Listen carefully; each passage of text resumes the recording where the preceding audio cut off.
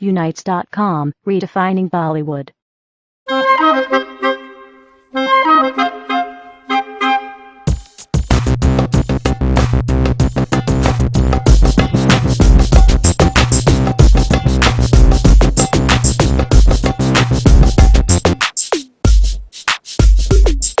निशा कितना भेजा फ्राई हो चुका है आपका अभी तक?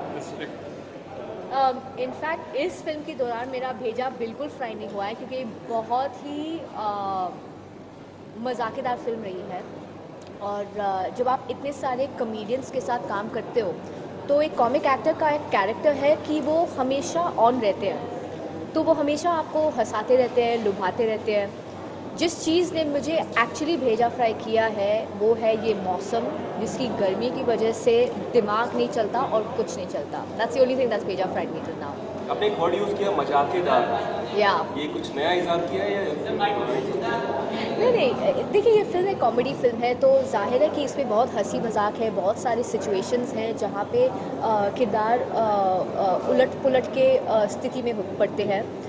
लेकिन ऑफ कैमरा भी विनय पाठक, सुरेश मेनन, के जी, इनके साथ बैठ के, इनके साथ मिलजुल के ऐसे लगा कि आप एक सीरियस एनवायरनमेंट में नहीं बैठे हो, कि आप दोस्त के घर में बैठे हो और आप मजाक कर रहे हो, गेम्स खेल रहे हो। दमशराज खेलते थे हम सेट्स पे।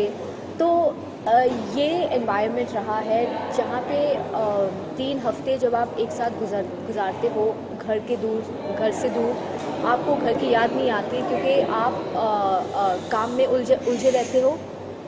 और उसके बाद अच्छे लोगों के साथ आपका उठना बैठना होता है तो फिर इट रियली हेल्प्स।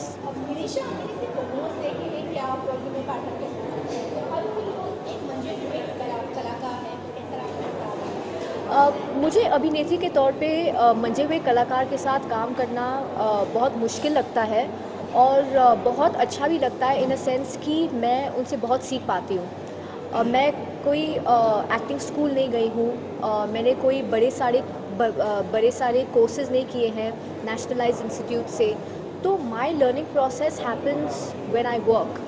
और जब आप ऐसे कलाकार जैसे के मेनन, सुरेश मेनन, विनय पाठक के साथ काम करो जिनकी ज़िंदगी उनकी कला हुई है, जहाँ पे वो अब्रॉड गए हैं, थिएटर कर चुके हैं, you can take a lot from them. आप उनसे जितना सीखते हो while you are working is a process that is unrivalled and unbeaten. मुझे लगता है लोगों को रुलाना सबसे आसान होता है, लेकिन लोगों को हंसाना सबसे मुश्किल बात होती है, स्पेशली अगर आप वो फिल्म में कर रहे हो, क्योंकि जो आपको उधर लिखते हुए या परफॉर्म करते हुए फ़नी लगे, शायद थिएटर में उसका एकदम रिवर्स सिचुएशन हो जाता है। तो आई बिन इन सिचुएशंस लाइक दैट जहाँ पे आपने सोचा कि आप एक सीरियस स्टेटमेंट कर रहे हो, सीरियस रोल कर रहे हो, सीरियस सीन कर रहे हो और ऑडियंसेस हंस रही है, वो ऐसे भी रिवर्स हो जाता है। So the biggest thing of a comedy is the laughter has to come at the right time. So it is a huge challenge for the writers and actors. ऐसा कभी रियल लाइफ में रहा है कि सच में आपका भेजा फ्राई है? वो I just answered that question. Apart from that, any incident you decide to share? Yeah, one second. No, the Bombay heat. As I said, it just fries you completely, and beyond that, you literally become an omelette that's on fry out here in this heat.